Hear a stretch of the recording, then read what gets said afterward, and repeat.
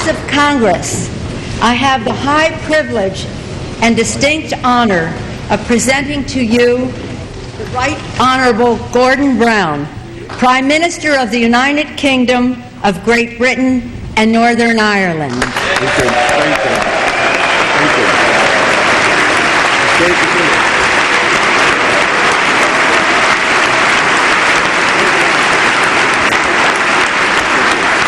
Thank you. Thank you.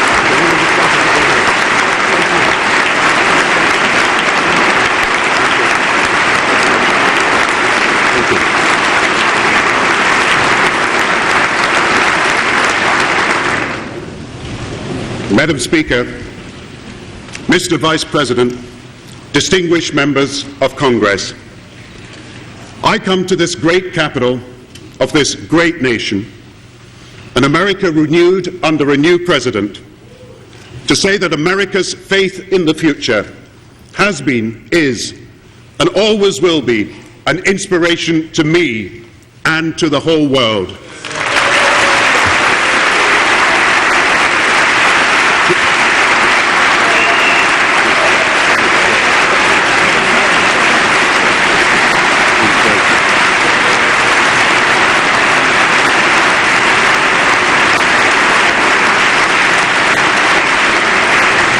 Two centuries ago, your creation of America was the boldest possible affirmation of faith in the future.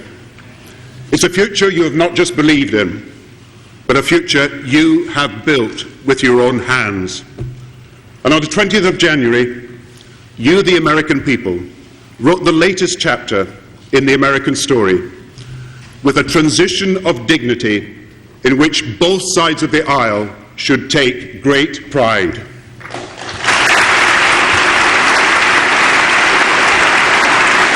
And on that day, billions of people truly looked to Washington, D.C.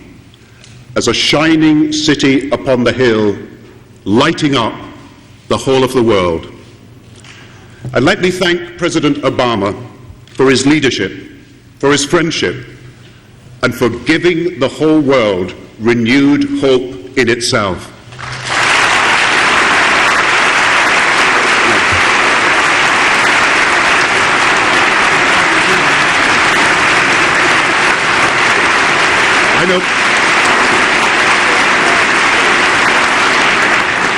I know you will allow me to single out for special mention today one of your most distinguished senators, known in every continent and a great friend. Northern Ireland today is at peace. More Americans have health care. Children around the world are going to school. And for all those things, we owe a great debt to the life and courage of Senator Edward Kennedy.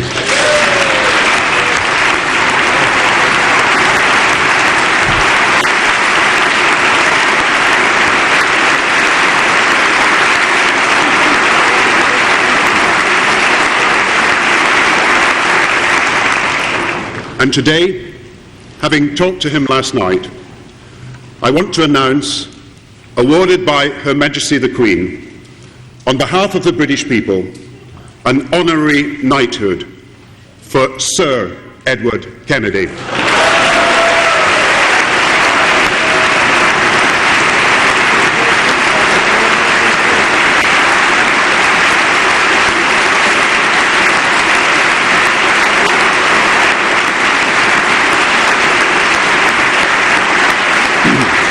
Madam Speaker, Mr. Vice President, I come in friendship to renew for new times our special relationship that is founded on our shared history, our shared values, and I believe our shared futures.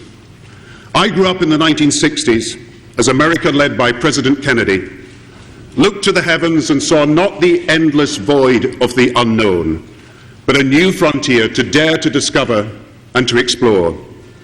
People said it couldn't be done, but America did it. And 20 years later, in the 1980s, America, led by President Reagan, refused to accept the fate of millions trapped behind the Iron Curtain and insisted instead that the peoples of Eastern Europe be allowed to join the ranks of nations which live safe, strong and free. People said it would never happen in our lifetime, but it did, and the Berlin Wall was torn down brick by brick.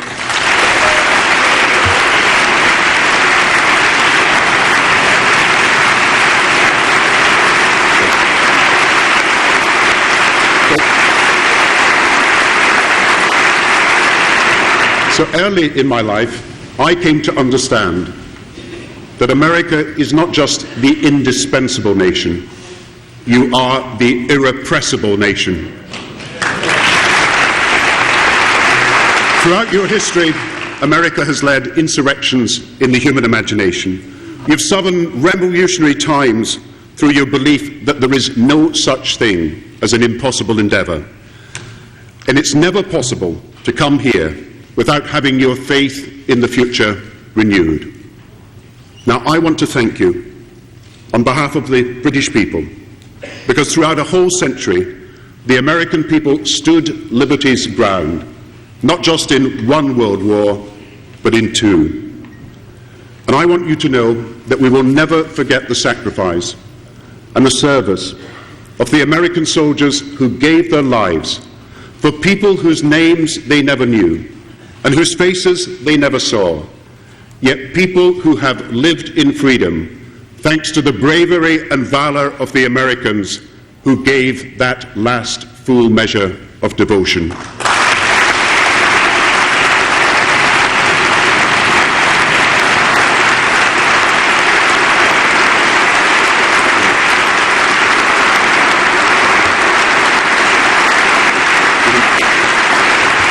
Cemetery after cemetery across Europe honors the memory of American soldiers, resting row upon row, often alongside comrades in arms from Britain.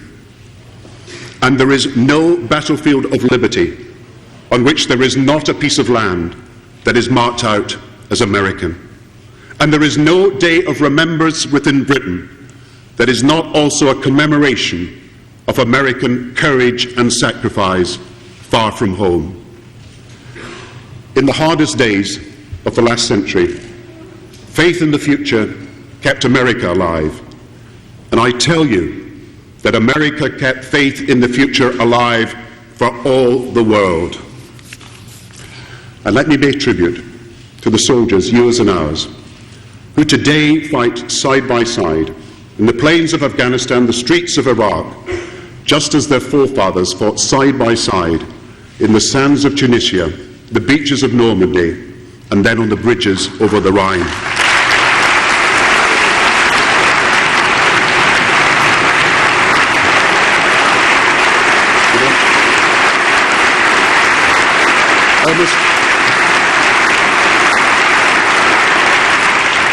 Almost every family in Britain has a tie that binds them to America.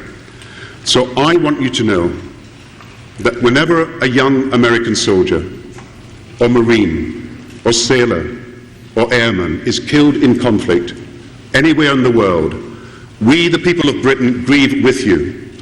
We know that your loss is our loss. Your family's sorrow is our family's sorrow. And your nation's determination is our nation's determination that they shall not have died in vain.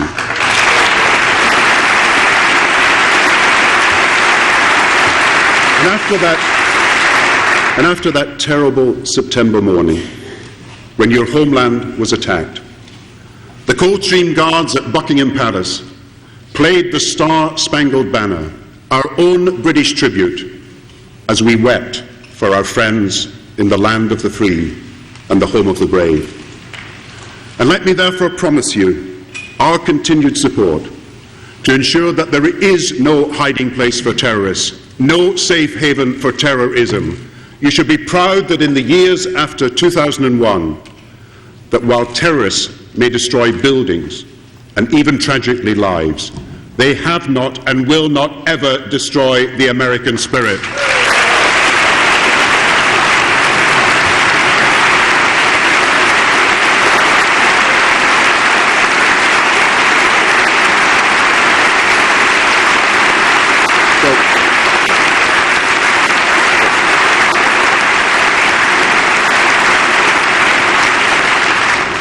So let it be said of the friendship between our two countries that it is in times of trial true, in face of fear faithful, and amidst the storms of change constant. And let it be said of our friendship also, formed and forged over 2 tumultuous centuries, a friendship tested in war, strengthened in peace, that it is not just endured, but is renewed each generation to better serve our shared values and fulfill the hopes and dreams of the day. Not an alliance of convenience. It is a partnership of purpose. Alliances can wither or be destroyed, but partnerships of purpose are indestructible. Friendships can be shaken, but our friendship is unshakable. Treaties can be broken, but our partnership is unbreakable. And I know that there is no power on earth that can ever drive us apart.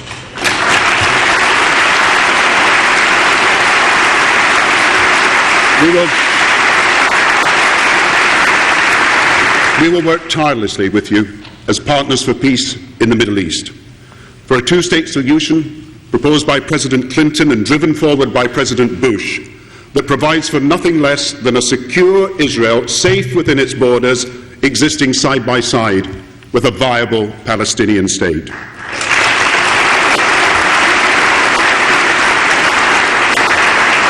And we will work tirelessly with you to reduce the threat of nuclear proliferation and reduce the stockpile of nuclear weapons.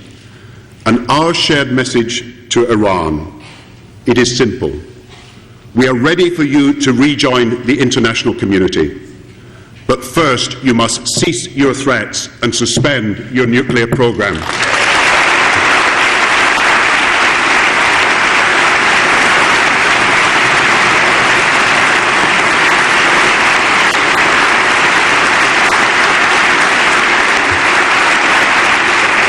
Past Prime Ministers have travelled to this Capitol building in times of war to talk of war. I come now to talk of new and different battles we must also fight together, to speak of a global economy in crisis and a planet in peril. These are new priorities for our new times. And let us be honest, tonight too many parents, after they put their children to bed, will speak of their worries about losing their jobs or the need to sell the house. Too many will share stories of friends or neighbours already packing up their homes. Too many will talk of a local store or business that has already gone to the wall. For me, this global recession is not to be measured just in statistics or in graphs or on a balance sheet. Instead, I see one individual with one set of dreams and fears, then another, and then another, each with their own stars to reach for, each part of a family, each at the heart of a community, now in need of help and hope. And when banks have failed and markets have faltered, we, the representatives of the people, have to be the people's last line of defence.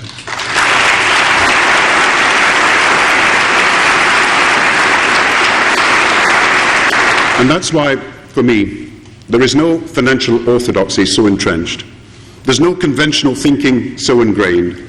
There's no special interest so strong that it should ever stand in the way of the change that hard-working families now need. We have learned through this world downturn that markets should be free, but markets should never be values-free. We have learned that the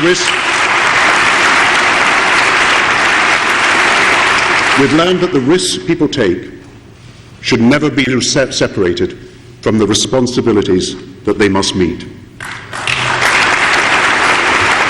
And if perhaps someone thought it beyond our power to shape global markets to meet the needs of the people, we now know that that is our duty. We cannot and must not stand aside. In our families and workplaces, and in our places of worship, we celebrate men and women of integrity who work hard, treat people fairly, take responsibility, look out for others. And if these are the principles we live by in our families and neighbourhoods, they should also be the principles that guide and govern our economic life. And the world has learned that what makes for the good society also now makes for the good economy too. My father was a minister of the church, and I've learned again what I was taught by him, that wealth should help more than the wealthy, that good fortune should serve more than the fortunate, and that riches must enrich not just some of our communities, but all of our communities.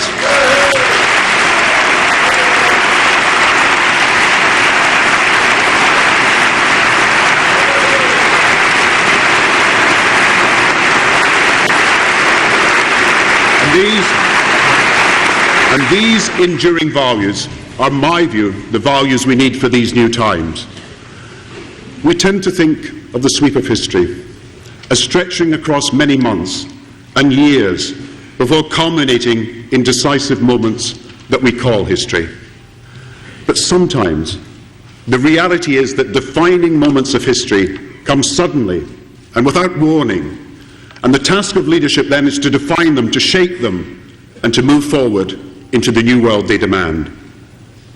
An economic hurricane has swept the world, creating a crisis of credit and a crisis of confidence. History has brought us now to a point where change is essential, and we are summoned not just to manage our times, but to transform them. And our task is to rebuild prosperity and security in a wholly different economic world, where competition is no longer just local, but it's global, and where banks are no longer national, but they're international. And we need to understand, therefore, what went wrong in this crisis, that the very financial instruments that were designed to diversify risk across the banking system instead spread contagion right across the globe. And today's financial institutions, they're so interwoven that a bad bank anywhere is a threat to good banks everywhere. But should we succumb to a race to the bottom and to a protectionism that history tells us that in the end protects no one? No, we should have the confidence, America and Britain most of all, that we can seize the global opportunities ahead and make the future work for us. And why? Because while today people are anxious and feel insecure, over the next 2 decades, literally billions of people in other continents will move from being simply producers of their goods to being consumers of our goods. And in this way, the world economy will double in size. Twice as many opportunities for business, twice as much prosperity, the biggest expansion of middle-class incomes and jobs the world has seen. So we win our future not by retreating from the world, but by engaging with it. And America and Britain will succeed and lead if we tap into the talents of our people, unleash the genius of our scientists, set free the drive of our entrepreneurs. We will win the race to the top if we can develop the new high value-added products and services and the new green goods that the rising number of hard-working families across our globe will want to buy. So in these unprecedented times, we must educate our way out of the downturn. We must invest and invent our way out of the downturn. We must retool and reskill our way out of the downturn. And this is not blind optimism or synthetic confidence to console people. It's the practical affirmation for our times of a faith in a better future. Every time we rebuild a school, we demonstrate our faith in the future. Every time we send more people to university, every time we invest more in our new digital infrastructure, every time we increase support for our scientists, we demonstrate our faith in the future. And so I say to this Congress and this country, something that runs deep in your character and is woven in your history. We conquer our fear of the future through our faith in the future. And it is this faith in the future that means we must commit to protecting the planet for generations that will come long after us. The Greek proverb, what does it say? Why does anybody plant the seeds of a tree whose shade they will never see? The answer is because they look to the future. And I believe you, the nation that had the vision to put a man on the moon, are also the nation with the vision to protect and preserve our planet Earth.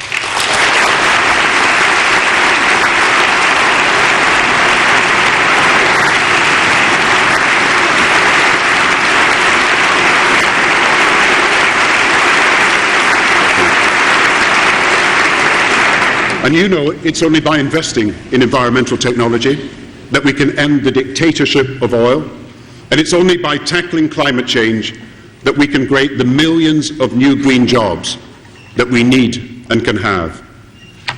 For the lesson of this crisis is that we cannot just wait for tomorrow.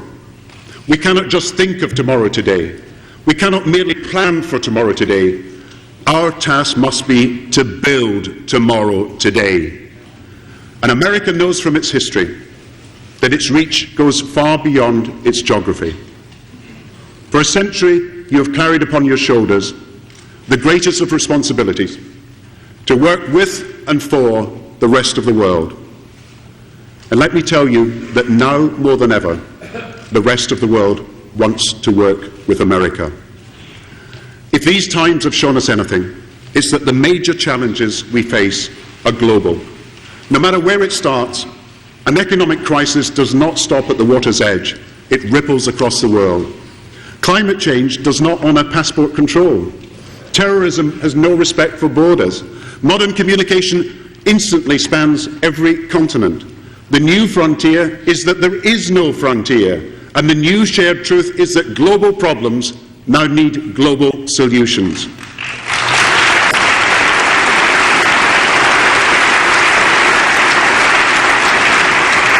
And let me say to you directly, you now have the most pro-American European leadership in living memory. It's a leadership that wants to cooperate more closely together in order to cooperate more closely with you. There is no old Europe, no new Europe. There is only your friend Europe.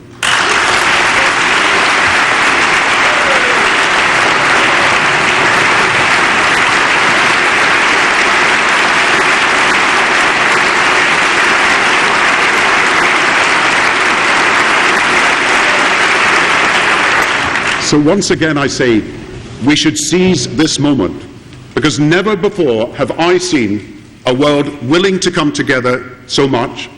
Never before has that been more needed, and never before have the benefits of cooperation been so far-reaching. So when people here and in other countries ask, what more can we do to bring an end to this downturn? Let me say this, we can achieve more by working together. And just think of what we can do if we combine not just in a partnership for security, but in a new partnership for prosperity. On jobs, you, the American people, through your stimulus proposals, could create or save at least 3 million jobs. We in Britain are acting with similar determination, but how much nearer an end to this downturn would we all be if the whole of the world resolved to do the same? And you are also restructuring your banks. So are we. But how much safer would everybody's savings be if the whole world finally came together to outlaw shadow banking systems and outlaw offshore tax havens?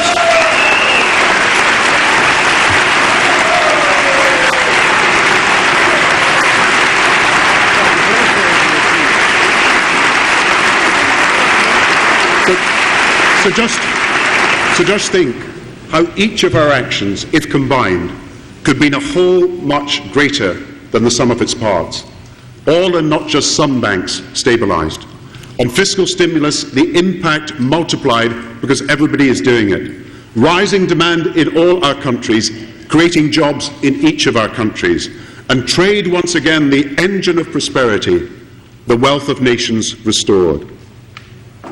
No one should forget, it was American visionaries who, over half a century ago, coming out of the deepest of depressions and the worst of wars, produced the boldest of plans for global economic cooperation. They recognized that prosperity was indivisible. They concluded that to be sustained, it had to be shared. And I believe that ours too is a time for renewal, for a plan for tackling recession and building for the future. Every continent playing their part in a global New Deal, a plan for prosperity that can benefit us all. And first, so that the whole of our worldwide banking system serves our prosperity rather than risks it. Let us agree at our G20 summit in London in April rules and standards for proper accountability, transparency and reward that will mean an end to the excesses and will apply to every bank, everywhere and all the time.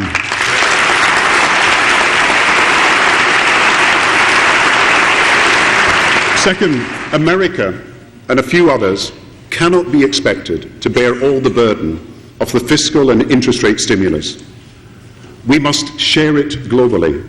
So let us work together for the worldwide reduction of interest rates and a scale of stimulus that is equal to the depth of the recession and round the world to the dimensions of recovery, and most of all equal to the millions of jobs we must safeguard and create. And third, let us together renew our international economic cooperation, help emerging markets rebuild their banks. Let us sign a World Trade Agreement to expand commerce. Let us work together also for a low-carbon recovery. And I am confident that this President, this Congress, and the peoples of the world can come together in Copenhagen in December and reach a historic agreement to combat climate change.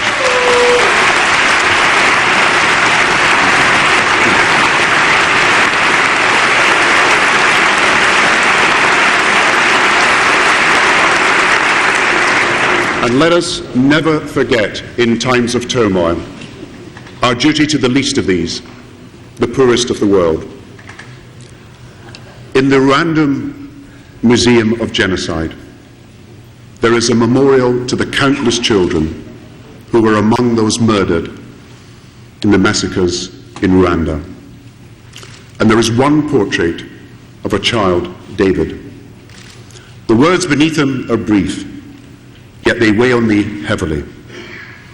It says, name David, age 10, favorite sport, football, enjoyed making people laugh, dream to become a doctor, cause of death, tortured to death.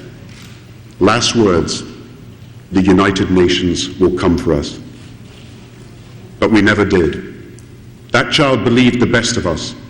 That he was wrong is to our eternal discredit. We tend to think of a day of judgment as a moment to come, but our faith tells us, as the writer said, that judgment is more than that. It's a summary court in perpetual session. And when I visit those bare, run-down, yet teeming classrooms across Africa, they are full of children, like our children, desperate to learn. But because we've been unable as a world to keep our promises to help, more and more children, I tell you, are being lured to expensively funded madrasas, teaching innocent children to hate us. So for our security and our children's security and these children's future, you know, the greatest gift of our generation, the greatest gift we could give to the world, the gift of America and Britain, could be that every child in every country should have the chance 70 million children today do not have, the chance to go to school, to spell their names, to count their age, and perhaps learn of a great generation who are striving to make their freedom real.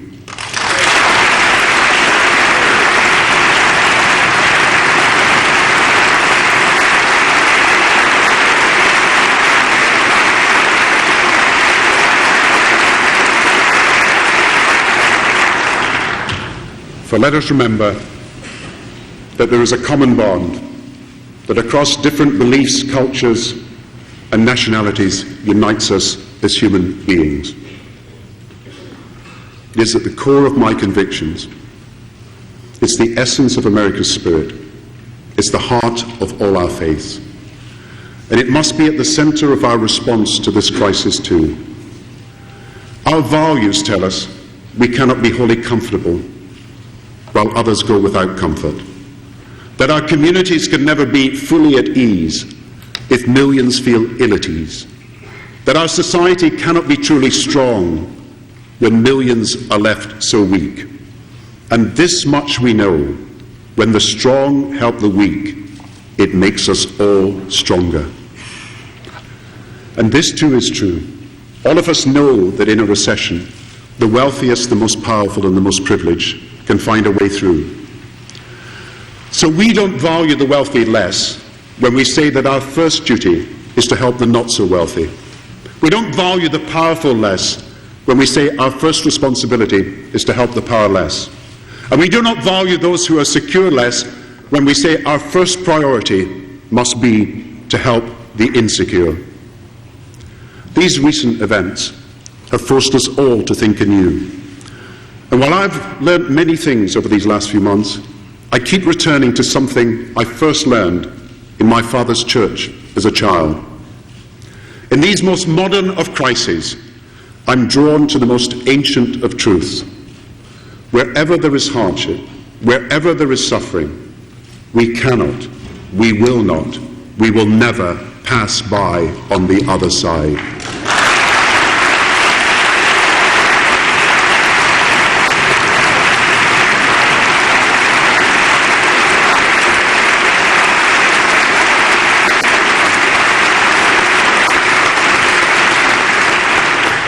But you know, working together, there is no challenge to which we're not equal.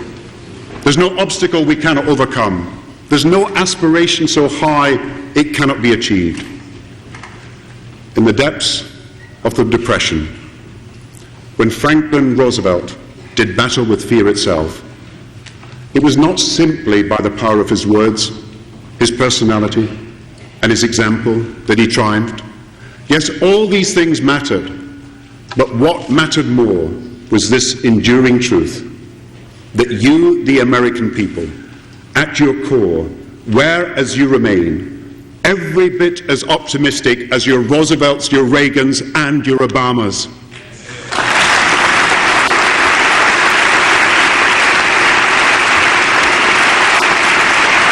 And this is the faith in the future that has always been the story and promise of America.